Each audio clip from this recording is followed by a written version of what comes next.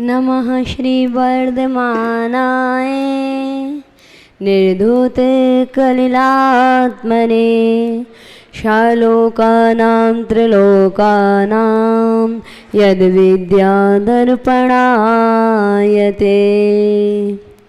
गुरु मेरे ऋषिवर हो, गुरु मेरे ऋषिवर है गुरु भगवान। गुरुवर के चरणों में मिले चारों धाम, गुरुवर के चरणों में मिले चारों धाम, गुरुवर के चरणों में मिले चारों धाम। बोली देवाई देव 1008 श्री आदिनाथ भगवान की, बोली देवाई देव 1008 मूल नायक श्री शांतिनाथ भगवान की, बोली देवाई देव 1008 श्री महावीर भगवान के, परम पूज्य आचार्य गुरुवर श्री शांति सागर छाणी महाराज के, परम श्रद्धेय आचार्य भगवान श्री 108 विद्यासागर जी मुनि राज की, परम पूज्य षष्ठम पटाचार्य आचार्य रत्न श्री 108 ज्ञान सागर जी महाराज के, परम पूज्य आचार्य गुरुवर श्री गे सागर जी महाराज की। चलते हैं भगवान की भक्ति की ओर। भगवान की भक्ति मुक्ति का कारण है।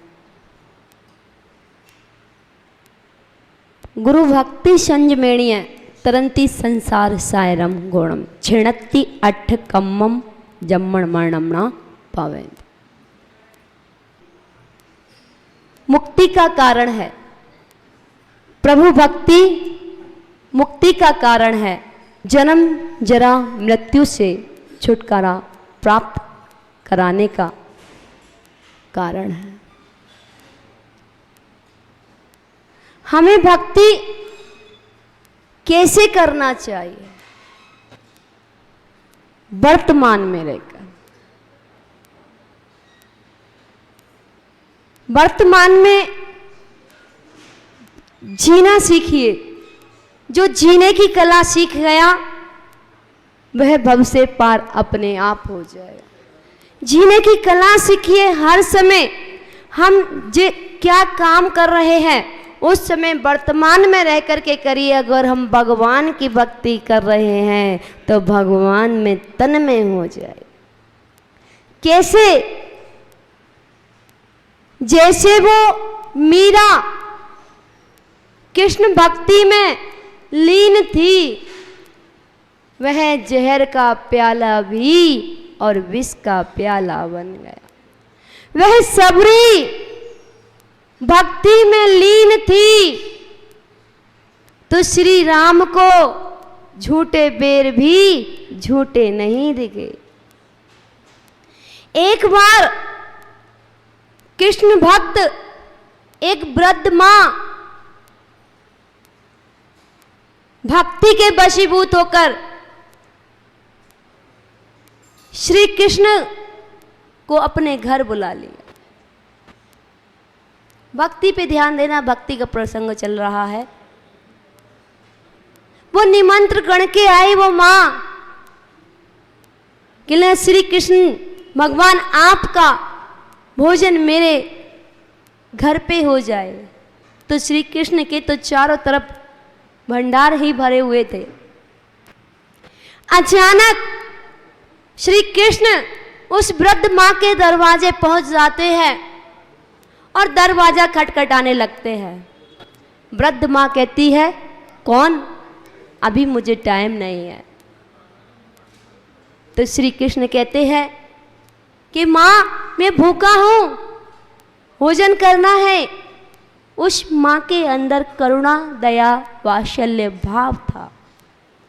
वो विचार करती है, मेरे दरवाजे कौन है ऐसा व्यक्ति जो भूखा है।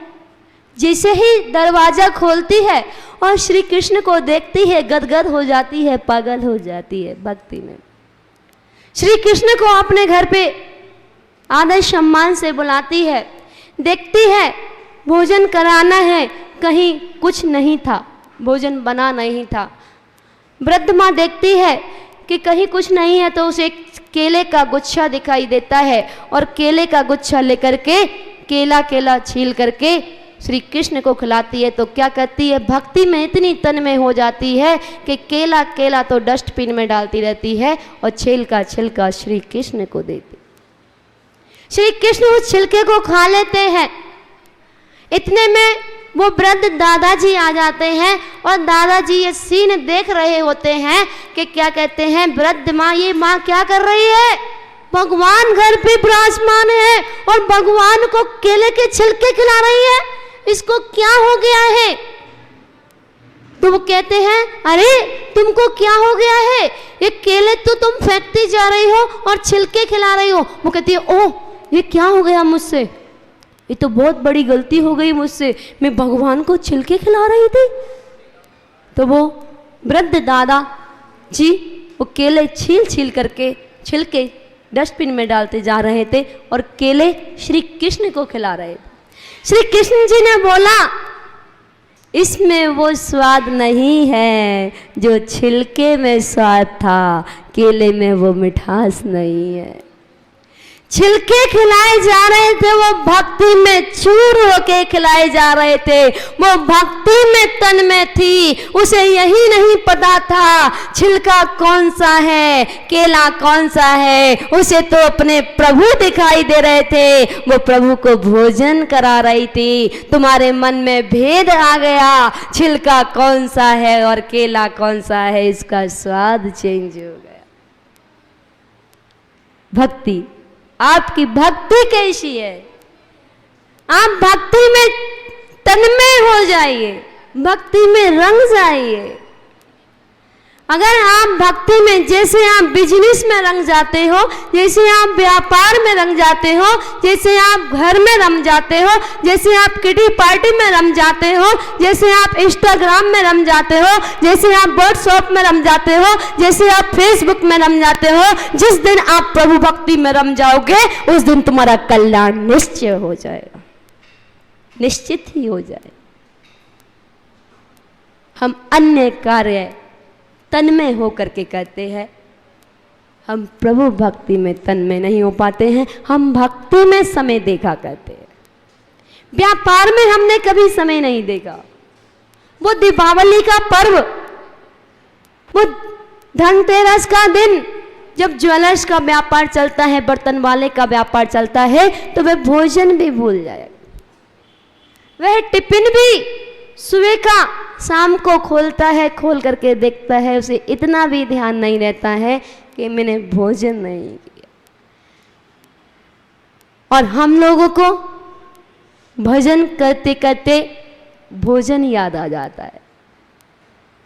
हम लोगों को माला फेरते फेरते माल याद आ जाता है। भरत चक्रवर्ती जी माल के बीच में बैठे रहते थे और उनको भजन याद आते थे। भोजन करते करते एक बार भरत चक्रवर्ती जी भोजन कर रहे थे, रानियां उनके पास खड़ी थी और भोजन करते करते गिलास मुंह का यहीं अटक गया, यहीं रह गया, सोच में पड़ गए। रानियां चारों ओर खड़ी हैं, पूछने लगी, स्वामी क्या हो गया, स्वास्थ्य ठीक है ना, ये हाथ का ग्रास हाथ में ही रुक गया, आखिर क्या हुआ। कहने लगे, सोच रहा था, विचार कर रहा था, खाते खाते अनादि काल हो गया, अभी तक केवल ज्ञान का खाता नहीं खुला। वो खाते खाते भी भगवान को याद करते थे कि खाते खाते अनादि काल हो गया, अभी तक केवल ज्ञान का खाता नहीं खुला। हम भोजन करते, हम भजन करते करते भोजन को याद करते। हम दूसरे के गले में चैन देखते हैं तो स्वयं को बेकार समझने लगते हैं। हम दूसरे के गले में चैन देखते हैं तो स्वयं बेचैन हो जाते हैं और दूसरे के दरवाजे पे कार देखते हैं तो स्वयं बेकार हो जाते हैं। हम भक्ति में ऐसे तन में हो जाएं, ऐसे तन में हो जाएं, भक्ति सारे कर्मों को निर्जरा करने का कारण है, भक्ति ही मुक्ति का कारण। मीरा ने भक्ति में अपने श्याम को ध्याया है, मीरा ने भक्ति में अपने श्याम को ध्याया है, सबरी ने भक्ति में अपने राम को ध्याया है, सबरी ने भक्ति में अपने राम को ध्याया है। कौन सा मंत्र पढ़ूं मेरे गुरुवर हो,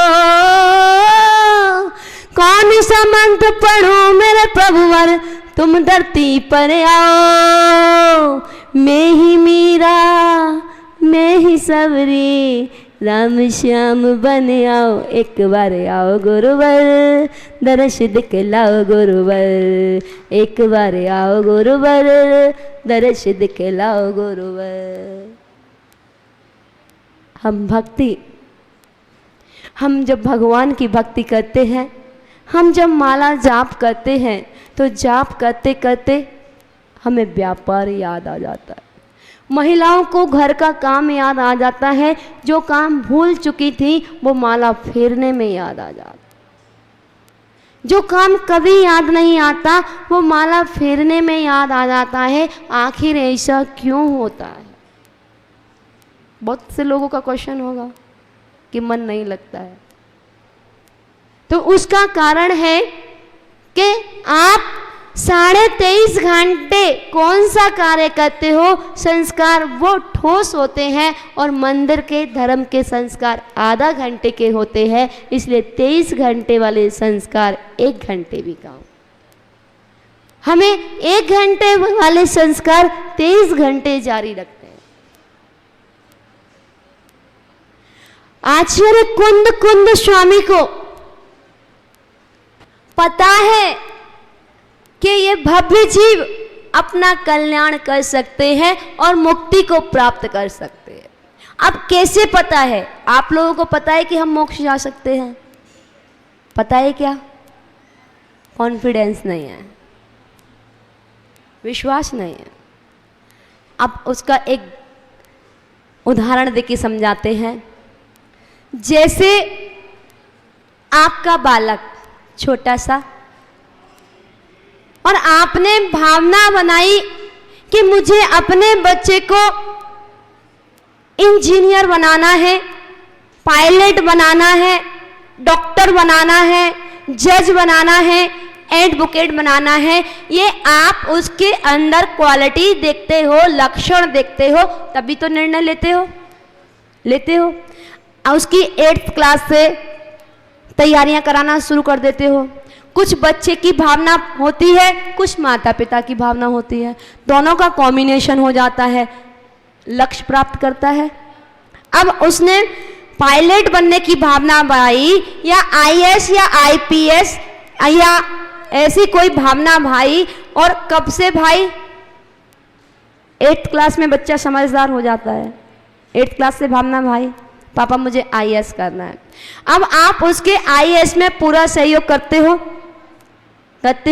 उसके 7th क्लास में 99.9 नंबर आए हैं, और अगर उस बच्चे ने कहा कि मुझे IAS करना है, तो आप कराएंगे या नहीं कराएंगे?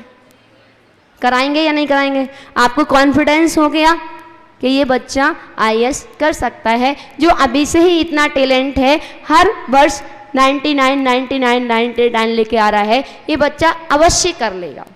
अभी कौन सी क्लास में है? 7th में। और कहाँ तक जाना है? IAS। कितने साल का समय है? 10 साल का, कम से कम 10 साल का। अब 10 साल तक आप उसके लिए सारे प्रोजेक्ट तैयार कर रहे हो ना, उसको पूरी सुविधाएं दे रहे हो, और वो बच्चा भी तन्मय होकर के पढ़ाई कर रहा है। उसके घर में शादी है, पार्टी है, विवाह है, लेकिन उसके IAS के एग्जाम चल रहे हैं, उसको शादियां नहीं दिखाई देती है, उसको विवाह दिखाई नहीं देता है, उसको दावत दिखाई नहीं देती है, उसको केवल एग्जाम दिखाई देता है।